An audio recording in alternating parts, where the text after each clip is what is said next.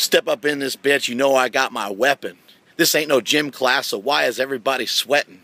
This is Mark Bellum, SuperTraining.tv, Super Training Gym, the strongest gym in the West. This message is brought to you by HowMuchYouBench.net, The Slingshot, and the only freaking strength magazine in the world, ThePowerMagazine.com. We have a question to answer today from a guy named AssFat. I think it's a guy. It'd be a terrible name if you're a girl, but if you're a guy, not such a big deal, right?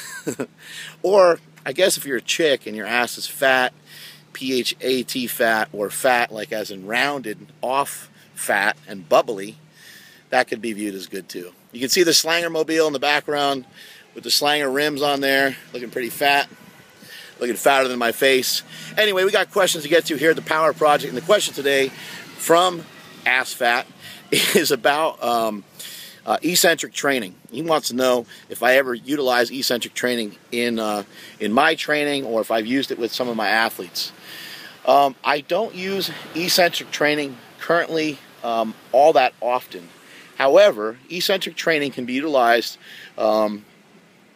and it can be very, very effective. But in my opinion, a lot of the literature that you've seen from years past, some of the things you've seen about eccentric training, where people are trying to utilize 110% of their max, having somebody help them back up with the weight, the concentric portion, and then lowering the weights down slowly and getting the most out of the eccentric. In my opinion, I don't want to say those methods aren't useful, because they can be. But I personally don't utilize them. I have tried them before. I've never really liked them. I think the rate of injury is too high. But I do think eccentrics can be utilized with sub-maximal weights, and weights in the 80 to 95% range, quite safely and extremely effectively. Keep in mind, eccentric training can help build hypertrophy. You always hear that they say, eccentrics can help build hypertrophy, and that's kind of where the muscle damage occurs. Well, the muscle damage occurs throughout the entire lift. It's not just the eccentric portion of the lift. It's kind of the stretching and contracting of the muscle that's doing a lot of that. Anyway, are eccentrics important? Can they help you get stronger? They certainly can. And here's how I have utilized them. I used to use them a lot when I was younger.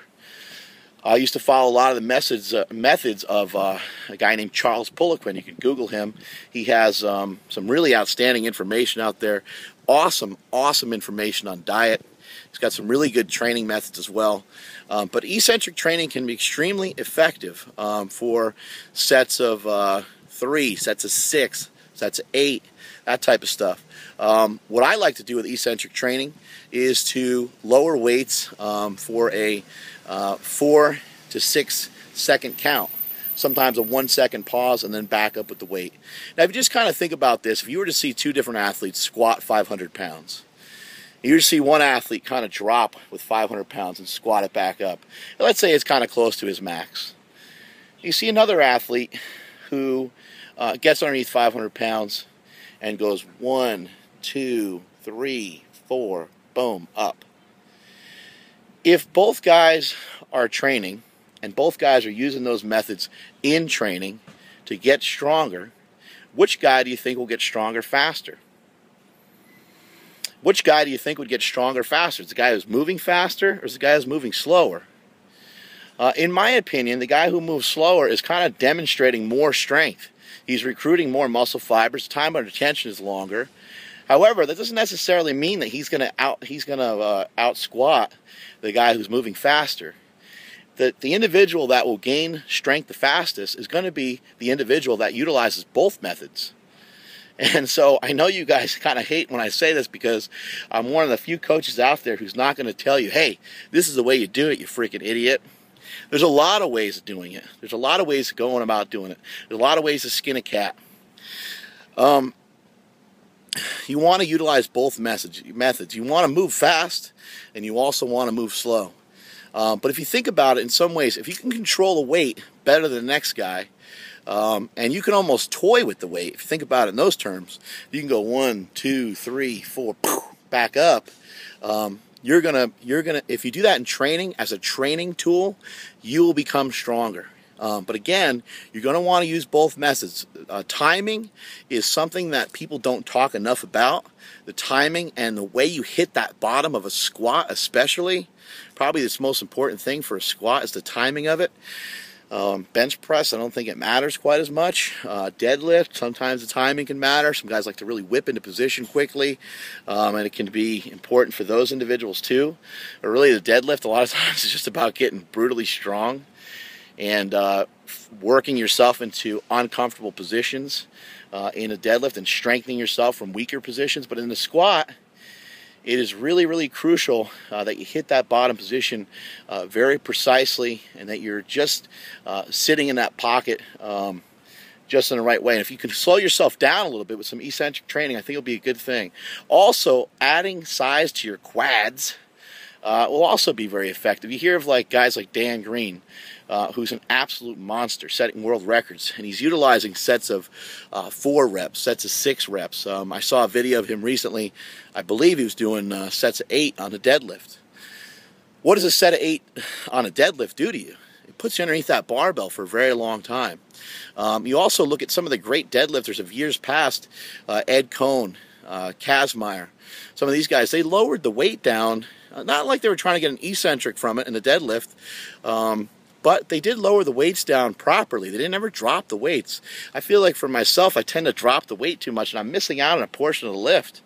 I know that there's not necessarily an eccentric portion to the deadlift, but I do still feel like that's part of the lift. You got to lift the weight up, and you got to put the weight back down. For those of you CrossFitters out there who lift the weight up and then just drop it, you're missing out. You're missing out on a portion of the lift that's still important. I would say lower that weight down under control. Ed Cohn has explained it to me as you want to lower that weight under control and keep your tightness. Whether you let the weight go on the floor or not, whether you release all the weight onto the floor or not, is kind of more of an individual thing. But he said, keep yourself tight, keep yourself ready to go for rep number 2 and rep number 3. If there is no rep number 2 or rep number 3, you should still look like you're about to perform a second or third rep, because you should still be in a very good position. I utilized eccentric training for years, and that's how I built up the pipes. These massive pipes of mine, they're still about 20 inches. Somebody measured them the other day during a workout. We got into a dick measuring contest at Super Training, which happens more often than you would think. But I was able to build my arms up to be jacked by utilizing eccentrics in my training. Not your standard 110%, over your max eccentrics. These were simply just doing sets of 6, sets of 8 on like a reverse curl. That's one thing that you don't hear many people talking about, using low repetitions on things like bicep training, using sets of 4, using sets of 3, supersetting a set of incline curls with a reverse curl, and only doing 3 reps of each or 4 reps of each, something like that, but still having strict form. But when you go to bring a weight up, let's say in a hammer curl, and you go 1, 2, 3, 4, you're going to activate more muscle fibers that way. But again, you're going to want to train both ways. So to get the best of both worlds, you might do a hammer curl with like 70 pounds. You might swing them, whoosh, whoosh, whoosh. When you're done with all that stuff, you might want to clean it up a little bit and utilize some of the eccentrics in your training. How would you use it on a bench? How would you use it on a squat? You wouldn't really use it a ton in the deadlift, except there, as I mentioned earlier, just bring the weights down under control and staying tight. But in a squat, I would suggest trying about a 4-second count on the way down. You could try to utilize it as an assistance movement. Whenever you're trying something new, that's a great place to start, is to put something in as an assistance movement. On the bench press, same thing. 1, 2, 3, 4, and then back up, a 4 to 5 second eccentric count. Try doing 5s to 5. Try doing 5s to 5 with a weight that you feel would be challenging. Pick a weight that you can normally do for about 7 or 8 reps, and try to complete 5s to 5. This is a challenge to you guys, Power Project Army. Try to complete all 5s to 5, not missing one fucking rep. Not missing one rep. 5s to 5 with a 4-second count on the way down, 1 second pause, and just however long it takes you to press it back up. 5s to 5. Try that with a weight that you feel is challenging. Try that with a weight that you feel that you can do for about 7 to 8 reps, and see if you can survive. See if you can do all 25 reps, 5s to 5. Do the same thing on a squat, about 4 seconds on the way down, about a 1 second pause at the bottom. However long it takes you to get back up. Try 5s to 5 with that. With a challenging weight. If you're just totally unsure of what a challenging weight might be, try going with about 75 to 80% of your max. That should be comfortable, but when you get to the end of the workout, when you get to set number 4, set number 5, it starts to be pretty difficult. Strength is never a weakness, and that is it from supertraining.tv.